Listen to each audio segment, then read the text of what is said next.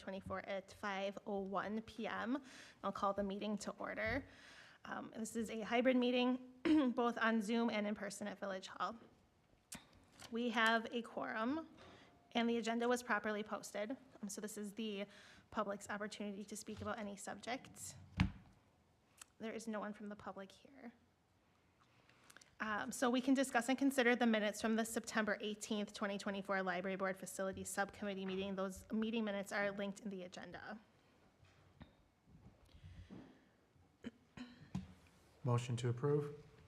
Second. There's a motion by JP, a second by Megan. Is there any more discussion? All in favor? Aye. Opposed? Abstain? Motion carries. So we are on old business, which is kind of the two pieces that we discussed last time.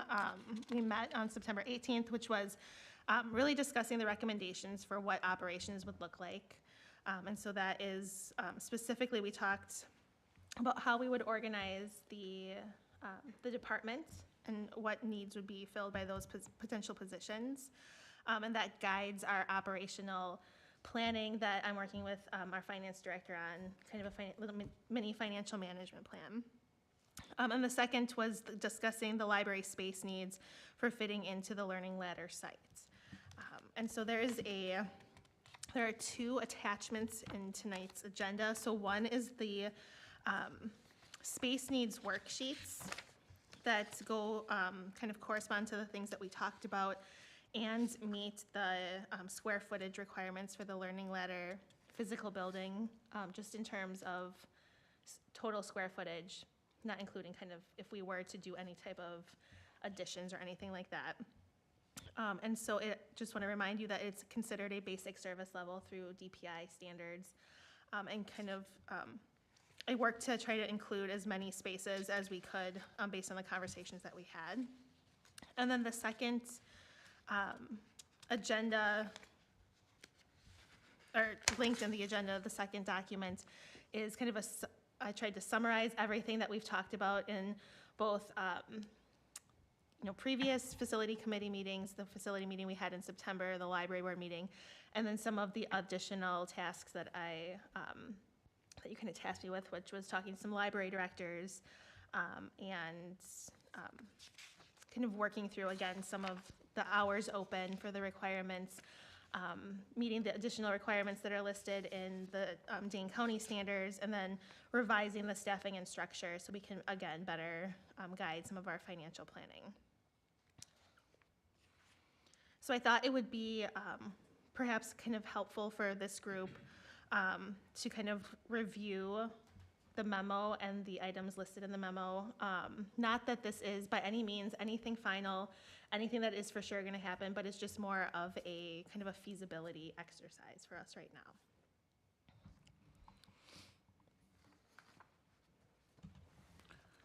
I think overall the memo does a really good job capturing our discussion and all the key points in there. One of the things that will be interesting for us to think through is, with the limitation shooting for the average of almost 50 hours per week, are we able to have hours every single day, or do we have to stay closed? Because I noticed in the memo you said, tentatively maybe Monday is a closed day. But again, do you prioritize the weekend? Do you prioritize the weekday? Right. Or partial days? I would say prioritize the weekend. Just from working in public libraries, that is when people come, is the weekend, especially in the wintertime. If you, a place like Wisconsin where it's going to be cold and there's nothing to do in the winter, yeah, I think that's the most bang for your buck you're going to get. If pick a random day during the week that close down to then push the hours toward the weekend.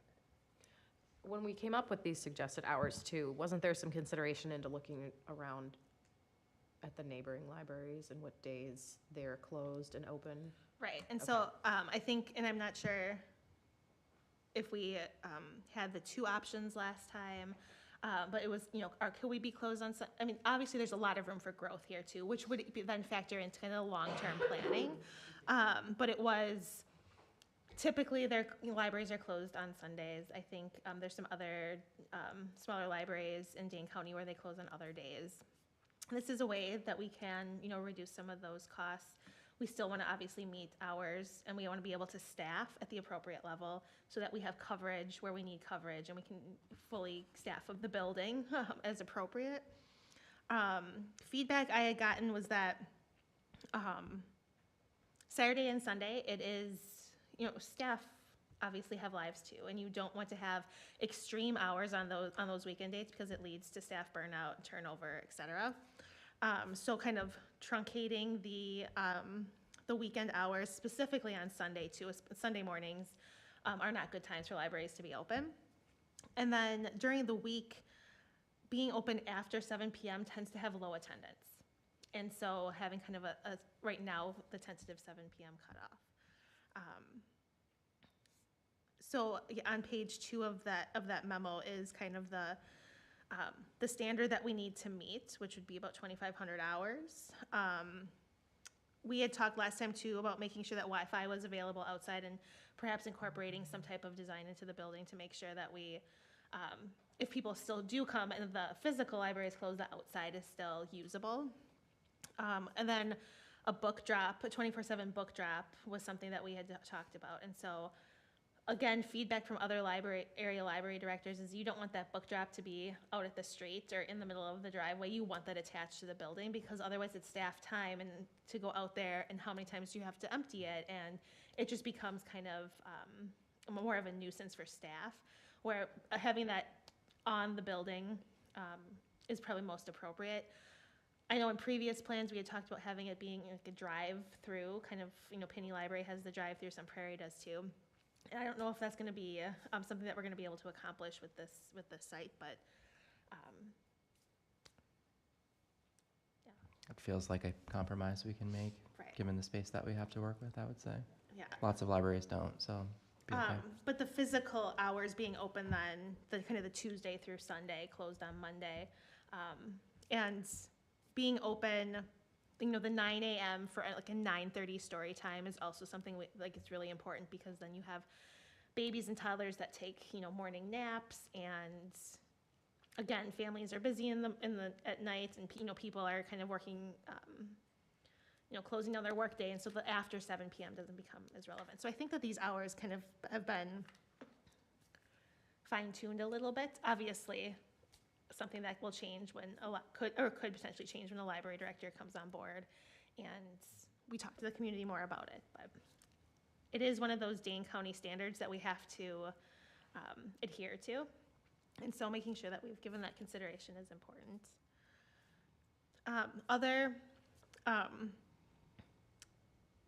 We had talked about the annual material expenditures, and I did just get some information too about SCLS membership fees and access to kind of some of those digital services. So we'll start to incorporate that into our financial management plan as well. And we talked about having the 7 internet access workstations to meet that Dane County requirement as well. Previously, we talked about the 2 self-checkout machines, and strong feedback I had received from other library directors was to really consider an automated sorter. There's a higher upfront capital cost ranging between $40,000 and $60,000. However, it reduces an FT position or requirement.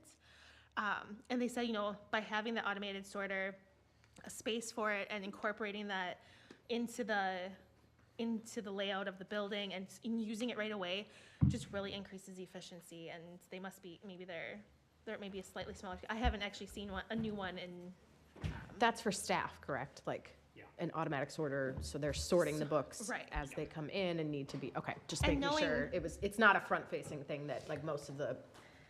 They do put glass on them, so it looks cool. So, the yes, kids so can you can watch look, it. yes, but it's not But- something, right, okay, just making sure. Yes, but it helps out our staffing model, and it's going to increase staff efficiency, I think, in the future, and something we'd probably want to consider having in this space. And all the knowledge, everything I spoke on it from last time was 7 years old, so it's Yes, so very dated. I have a company, and we have quotes, and so we'll work that into the model as well.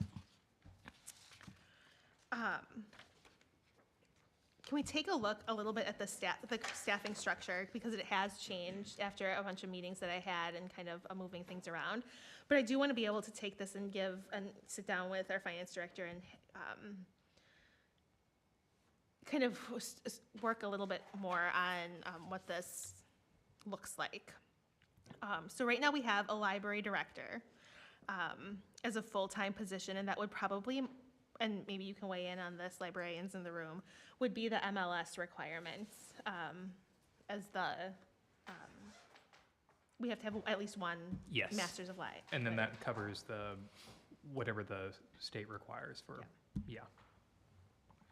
I do want to have a little bit of a conversation about when do you think that person should come on board? So previous libraries that have kind of been built from scratch have utilized a consultant as the kind of, while you're doing renovations, while you're developing collections, while you're maybe not managing the full-time staff and the workload of what the physical library would be like, but you still need that bank of knowledge from that person. Right now, the thought is that should a referendum pass in April, and then we could bring on a library director consultant to do the majority of the work, and that could either transfer into a full-time position before the library opens, or we could do a search for the actual position. I know Fitchburg had the consultant while they were getting up and running, and then that person ultimately became the library director. Do you know when they were consultant, were they full-time at that point? Or like It the wouldn't equivalent? necessarily be a full, and I think that's where we probably don't have that information, like how many hours a week it might be. And where a consultant, then we could go with, it might be multiple, a lot of hours one week, maybe not any of the next week. Right. A consultant maybe is an easier way to fill that. I see benefits from both. With a consultant, you could get multiple people, like, because you're going to have areas that a library director might not know children's things all that well. So before there's a children's person, you might be able to consult with someone else, be able to bring in multiple people, but at the same time, then you're still going to have to do a full search afterwards to find a director, and they don't get to build it from the ground up. So I don't have a strong opinion either way, but There might be some initial cost savings by having a consultant for that first kind of year, most likely, that, Yeah. all the work has to be done to open the doors. I mean, the one other consideration is the staffing and the hiring of the other positions. Because if we have a consultant, then I would assume when we get to that time, again, it's all about timing here. It's like, when do you make the transition from consultant to the director? At that point, when are you gonna start hiring the other positions that would then be reporting to the director? I would advocate for having the full-time director be in place and making the hiring decision for their staff from the ground up. right. Yeah, the director should be hiring, doing all the. So let's just say tentatively, we're gonna, referendum April 1st of '25. Let's say doors open April 1st of '26. Again, we don't know a lot of things, and we don't have a good timeline, but let's just say that that's the case. Perhaps the consultant position could be bringing on in 2025, and then 2 months before, the doors open, or we transition to a full-time library director, we have them then do the hiring of the other positions. And you want that library director and then those positions, those full-time positions, to be able to get into the space, organize the space, become familiar with the space, so that when you do open the doors, you are a fully functioning department. Yeah. So I think I can work with that feedback in terms of just kind of some of our planning for the initial couple of years. We then, we talked about having a children's service librarian. That has not changed as a full-time position. We talked about having the programming specialist / adult outreach librarian as a full-time position, which half of it exists in Tracy's current role.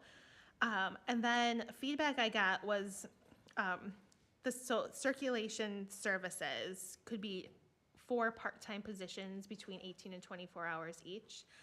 That gives us coverage for the hours and coverage on the 2 floors. So that would be a total of 2 FTE there. And then we would have, a shelver pool / pages, kind of the same thing.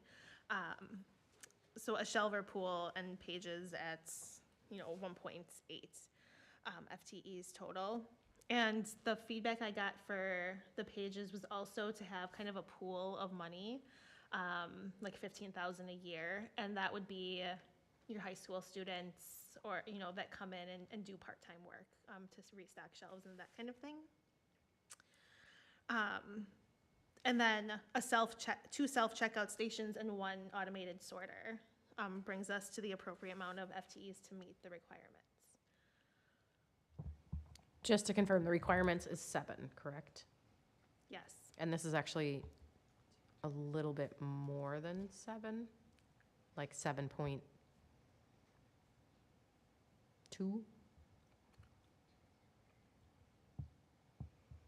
Yeah. When And you, I think because the I shelver didn't pool realize the pages, I sorter might need. counts, because the sorter counts as 1 whole FTE. Yeah, so I have Okay. the shelver pool and then the pages underneath, and I think that can be roped into 1.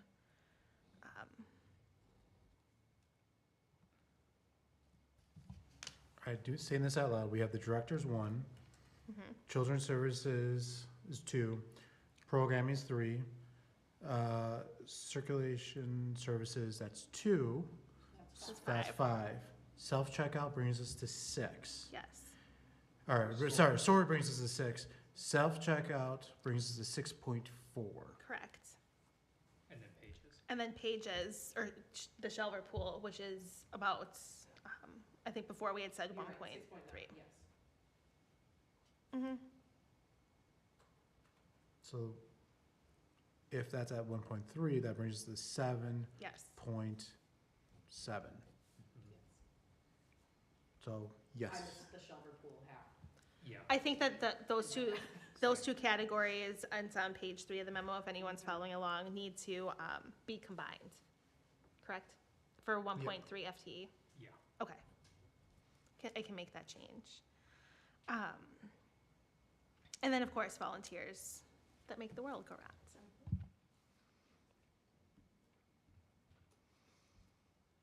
round. Previously, we had also talked about like partnering with, MATC for like an IT sharing program.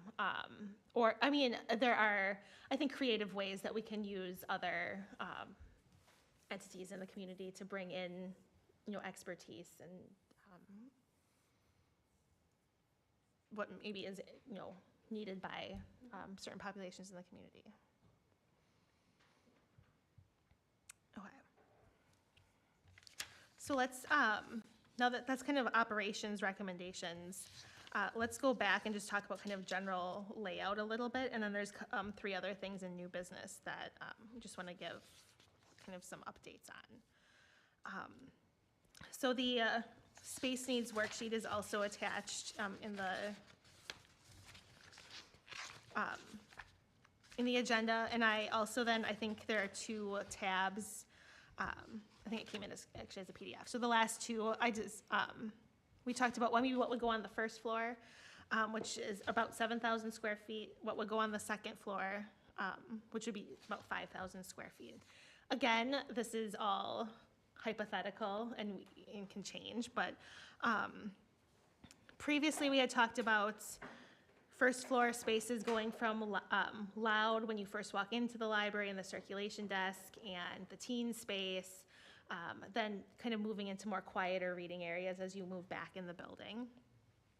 We talk a lot about the teen space being really important for Cottage Grove, and so making sure that that is a space away from the children's area as well, so which is why we put the teen space up on the first floor.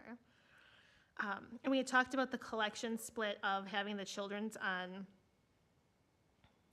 the basement and then the teen adult collection on the first floor when you first walk in. And that having the children's in the basement could potentially reduce the need for having to modify the building to support a children's collection in the basement. again, unknown until an architect engineer gets in there and looks in to see what structural changes have to be made to support a collection. Does having the collection split between 2 floors impact that automated sorter thing in any way? I don't, I don't think so. I Okay. think that's more for it's all coming just for the in. office staff Mhm. upstairs. That's a good question, though. I did get clarification too on non-assignable space and special use space, because we had talked a little bit about that. So non-assignable spaces like HVAC, janitor's closets, elevators, stair space, walkways. Special use space is extra space that is kind of like special in the building, like historical society collection space or book sale space. And I know that we've talked also, ADA is very important to all of us, and having an elevator is going to be a necessary add. You say ADA? Mhm. Okay, sorry. Yes. And I think, we've identified some grant opportunities too that could maybe offset some of the cost for the elevator. So taking a look at the space designations for the first floor and the basement, do you have does the committee have recommendations for any changes that you'd like to see? The one thing, and this is more of an architect question, is one of the decision points or challenges we are gonna have to face is that community room, and where that is, if our goal is to be loud to quiet as we move through, considering that if you want to grant public access separate from the library, so that it's more outside of the business hours, how is that gonna fit with the layout in the building? And part of it also depends on which part is our main entrance too, so. The way I've seen it with some libraries is to have like the metal gate things that come, to block out, so it has like the restrooms and the meeting room right there, but then you don't have physical access to the rest of the space.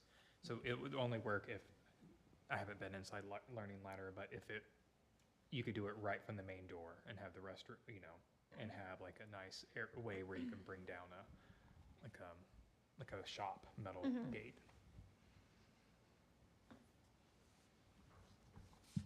We did talk about having the community room and the small meeting room link up potentially, and then having dividers too, so that it could be bigger or smaller. So, okay. I did split the computer workstation, so 6 up on the first floor. Again, this is all gonna change probably, but then also 1 downstairs, and then a study/sensory room down in the basement as well, near the children's space. And then in terms of the space needs worksheet, I kind of edited, some of the reader seats to get us to the right square footage. But does anyone else have any thoughts moving forward? And obviously, all information can be passed on to the architects, and they will do their jobs on this. Yeah, I think we talked through last time everything in our, thought process as to why something made more sense on the first floor versus the second floor, having restroom access on both levels. I think it's gonna, kind of like what JP was saying, it's gonna come down to what's able to be done within the space. And yeah, is the front entrance going to be the front door, like as we see it from the road, or is it going to be that side entrance? And might there be, the community room is one, I don't think you want to walk in the very front door and then you're right in a community room. Like, you want to have some kind of entrance to it. So I think we just have to recognize that there's probably at least 1 or 2 things on here that are either going to change significantly, or we might have to decide what our priority is. Is the potential future elevator footprint factored into these numbers in any way? Like, is that, I think it's gonna have to go on the outside of the building, okay, which will be most likely on that side entrance. There's a stairwell right there. okay. That makes sense. Yeah. Again, all things the engineers will do. And then I think JP and I are gonna meet with the engineers at some point in the next, soon, and start working on it. And then we'll obviously report back and get your feedback at our next meeting. Okay. Let's move on to new business if there's no other discussion on the old business. So 3 items here under new business. So one is discuss parking for the Learning Ladder library site. And do you want to, JP, do you want to give a little overview? Yeah, I'll take this. So I gotta say, this is more of an FYI with more information to come. So it's not an action item or nothing we have to consider at this point. But one of the things that's been on the radar for a bit is the current village ordinance regarding library, museum, that kind of classification. As it states, is that a library or museum, 1 space per 250 square feet of gross floor area, or 1 space per 4 seats to the maximum capacity, whichever is greater, plus 1 per employee on the largest work shift. Okay, that's the current one on the books. So what that means in kind of calculations, that on a roughly 12,500 square foot library, that would be 50 spaces on the square footage space. So that's the current one on the books. However, the Plan Commission is currently working on updates to various ordinances, and so we've been in connection with Aaron. I'm blanking on what his official role is. Village planner. Village planner, thank you. To really think through this, and so what's going to happen is he's going to make sure it gets put onto the next Plan Commission meeting to be addressed, and he actually did a spreadsheet that compared local communities in the spaces, and so right now, kind of based on that, based on the space, tentatively thinking changing that to just square foot calculation, so don't worry about employee, because that could be an additional compliance issue down the line, so just square foot, and making it 1 spot to every 500. So that would bring it to 24 spaces at the learning, or at the library site or 25 spaces in there. What does it And- currently have? Yeah, I was gonna say, Currently, about that, isn't it? so I went and double checked it before I came here. And is, go ahead, finish. There are 27 paved spaces.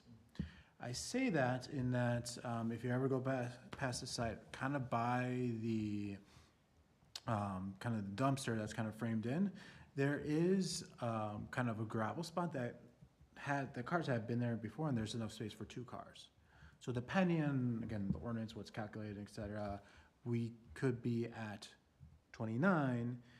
And in terms of compliance with ADA, there's ramps, especially right by the main door where you see the Learning Ladder sign in there. It's curved. There's the accessible space in between, so that is fully compliant in there. So we wouldn't have to make any ADA adjustments to the parking lot in there. So that meeting's going to be on November 13th. So this is something Cindy and I are going to be paying attention to, and we will come back to the group once the Plan Commission has revisited and made a decision, and or if we need additional comments or suggestions in there. Do you want to talk a little bit about the other parking options that maybe are, like, is there street parking available? Yep. Is there? Yep, thank you. So if you were to actually pull up Google Map and look at the kind of sites, there is one street that is directly across, and I'm going to pull it up here before I butcher the name. I believe it is West Lawn. So kind of, if you're back to Learning Ladder, facing Cottage Grove Road, it's a little bit diagonal to the right is West Lawn, or kind of more straight onto the building, and there is a crosswalk there right now. So parking is allowed on that street, so that is one avenue for street parking, because there's no parking on Cottage Grove Road. Furthermore, Up-Off Drive is to the east that also allows street parking as well. That's more residential in there, and there's a little bit of, with the way it's set up, there's some areas where you can't park, especially by the curb. That's all shaded and protected in there. And that's also where one of the dentists are, and so kind of off on the east side of the street has this slated parking spots for that, so that obviously takes away from curbside parking there, and that's used for that business. But that's another spot that's within a block that's easily accessible using the current existing structure in there.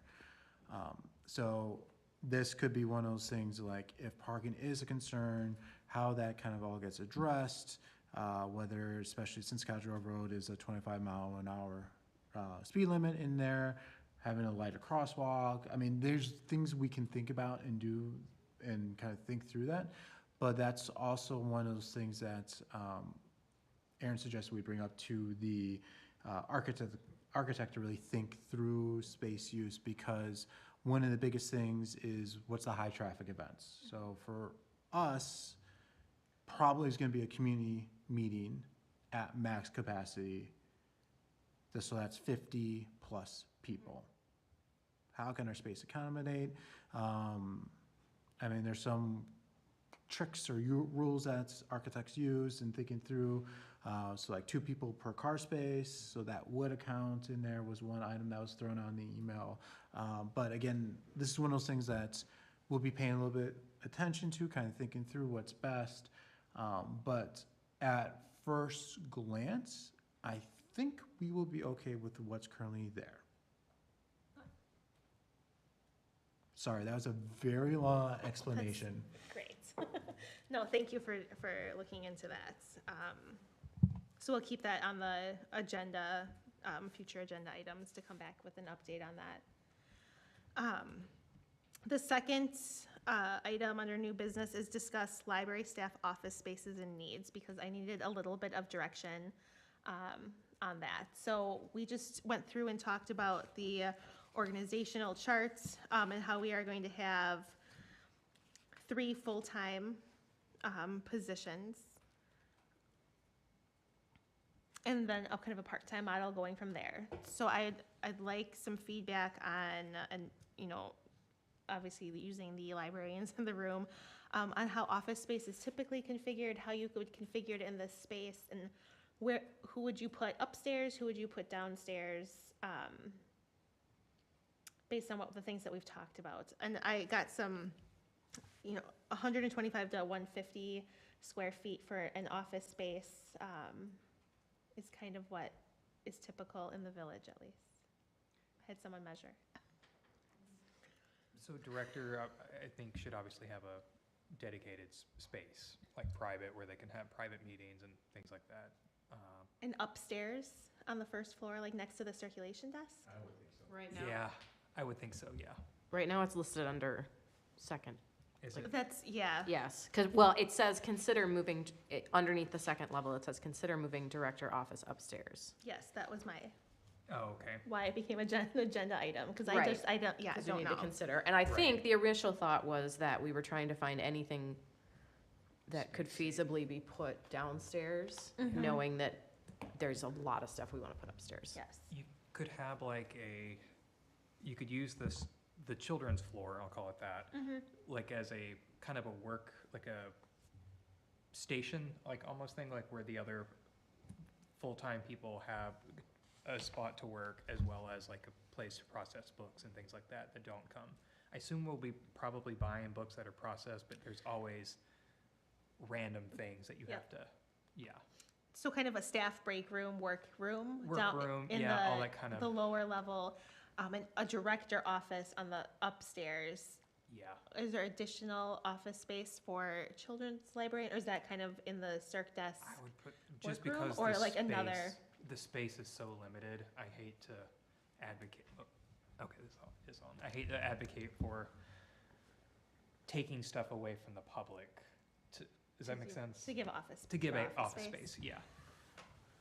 I think one thing to keep in mind too is the way we were envisioning the meeting spaces on a slow period. If someone needs to Okay. commandeer and be alone, they could take one of those smaller spaces and turn it into a makeshift office. Okay. So what I'm hearing is a staff break room and workstation area on the lower level, and a director office near the circ desk upstairs. Yeah, and then making the circ desk on both kind of areas, like the workspace for the part-time people, like the, yeah. Okay. All right. And again, we'll probably change a lot. But that is helpful. And the 125 to 150 square feet is kind of what I was working with. Okay, so then the third thing on the agenda is to update you on the proposed library capital and operational expenses. So this is very much in process, flux, in process, under revisions. And I think, the ultimate goal here is to come up with a kind of a mini financial management plan, perhaps by the middle of December, to present it to the village board, and get feedback, perhaps, revise it even more, but then really that's gonna guide the referendum question, which has to be approved in January. And so we have time between now and middle of December to kind of finalize that plan. But the way it's looking is, we've had some discussion about a timeline, because the timeline is gonna help us determine, when full-time positions are gonna come in to play and when renovations would be taken into consideration. And this is what the architect is gonna have to inform us on how long that's gonna take and what's needed. But we were kind of hypothesizing that it's probably a 6 to 9 month renovation time. So really kind of right now, in our mock sketch of what this would look like, would be like that April 1, 2026 opening. And then there are two kind of big pieces to the financial plan. So one is the capital side, which is going to be the renovation costs, probably some the collection costs, and structural changes. All of those things are going to be the acquisition of the property. All of those are going to be capital costs, and there's going to be debt service associated with that, which is principal and interest, spaced out over probably a 15-year plan. Don't quote me on that one right now. The second piece of this financial management plan is operating expenses. And so that's really driven by personnel costs. So by coming up with this organizational chart, that's going to help us. There is a really great resource that Cameron and I have been using to kind of guide what the high range and the low range of each salary should be. And so we can be kind of competitive and in the middle. So working with salary and fringe. And then there's direct operational costs that we're considering in our financial management plan, which is, again, some of the material expenditures, building supplies, insurance, mileage, like operating expenses for the departments. And then there's indirect costs, which is insurance, HR, payroll, a lot of those kind of ticket items in there. And then one thing that we are working on, and we'll have a better piece to this puzzle, is going to be the revenue. So what's going to come back from we're going to have a tax impact based on our operational costs, but there's going to be a subsequent reduction in Dane County because we would be receiving, Dane County reimbursements from the library tax. So we're kind of working that into our equation. We now also approved that contract to work with the Sweeney Group last night. The village board did, and she's going to come in and really start to work on what the capital campaign and fundraising would go in, and how that would offset some of these bigger costs too. And the library board at our 6 o'clock meeting is going to talk about recommendations on the land transfer, because that can be considered an asset too. At what point do we have an endowment that is established and that helps offset some of those operating costs? So right now we've gone through, done some due diligence and comparing kind of across, all of the other library budgets in Dane County to make sure that we have all of these line line items in our budget, and right now it's kind of waiting on some of the vendors to get back to us and architects to do their information, and Jody Sweeney to do her information, and that kind of thing. So if I can summarize, you have made some progress on the operating costs because that's stuff that we have already put in and we have reference for, but we're not really certain on the capital costs or the revenue piece of it yet.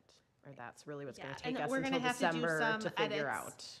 Yep, we'll do some Okay. edits too on some of the personnel costs too, now that we have a better idea of how we would, our staff and how many hours would be open and that kind of thing. And we're a little bit more finalized with that, but all of these things are ultimately informing this plan so that we can present it back to the village board and then ultimately to the voters so that they know exactly what this is going to cost, because there's a cost associated with it. So with that, for future agenda items, we'll have an update on the parking ordinance, updates most likely from the architect, and I can keep you updated then on the expenses and where that's kind of trending. Are there other agenda items that you'd like to see?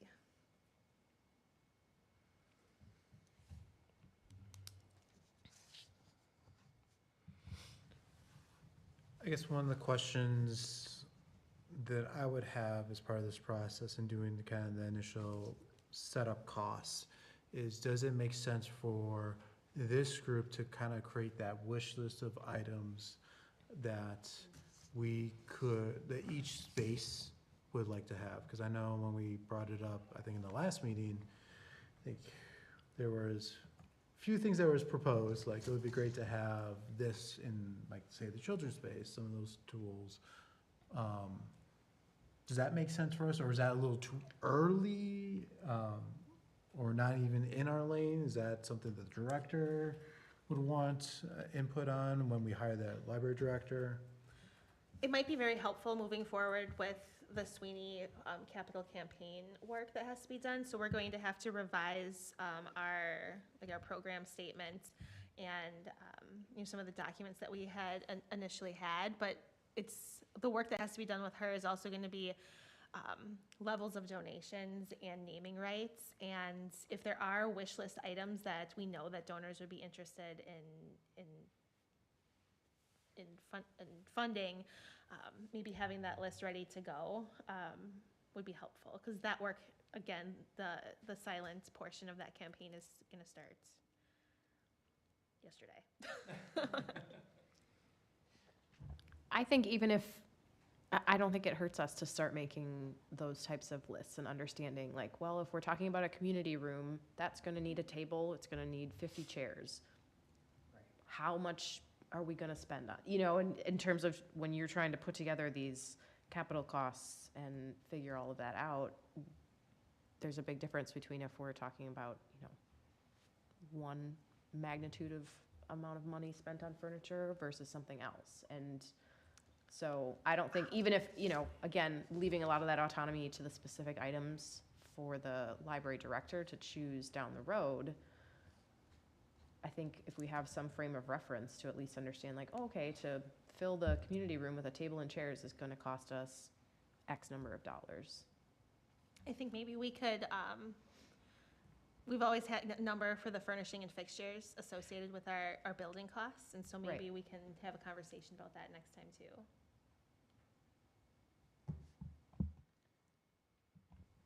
So what I'm also hearing is if someone wants some homework, they can create your own wish list and bring it to the meeting. And our I next. feel like we had done a little bit of that at one point. I remember Lucas giving some input on certain stuff that would be good to fill some of the kid spaces and whatnot. I feel like some of that's already, We out did there that when somewhere. we were, the idea of renting a space for a capital. that was it, yeah. That was back in the summer. So we Yeah, might I got have it some somewhere. but Figures yeah. that we can use as a starting I point. say maybe that would just be like a good exercise in how we would go about designing a Right. space and what would we would consider in it, and then I can maybe do some homework on what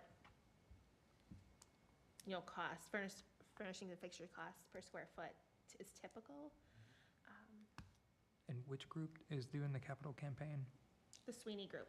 And maybe they even have like suggestions, like, especially for like, someone might want to have the children's area named after them and, Right. Yes. and donate, I don't know how much that would be, but like, And yeah. those are the levels and the naming rights and all of that are things that are gonna have to be figured out. Okay. Right away, because that's what Yeah, people wanna do. yeah. Yes. Okay. And our next meeting then is November 20th at 5 PM. Something I'd also just want to throw out there, that there might, depending on what the architects need, if we need to give feedback, if we need to, hold a special meeting, that hopefully we have a little bit of flexibility then in our schedules to maybe, obviously with enough notice to do public notice, but if we need to do have special meeting between now and November 20th, we can do that. Well, public notice is 24 hours, so I Mhm. would assume for the people in this room and the lives that we live outside, we would, We're all very busy people and appreciate all the hard work and volunteer time that you all put in. So with that, is there anything else? All right, take a motion to adjourn. Motion to adjourn? Second. Motion by Carl, second by Lucas. All in favor? I. Aye. Aye. All right. We are adjourned. Thank you. You said the 20th, right? Yes. Okay. Mhm. Oh, perfect, okay. Just putting it on the calendar. We're done. You missed it.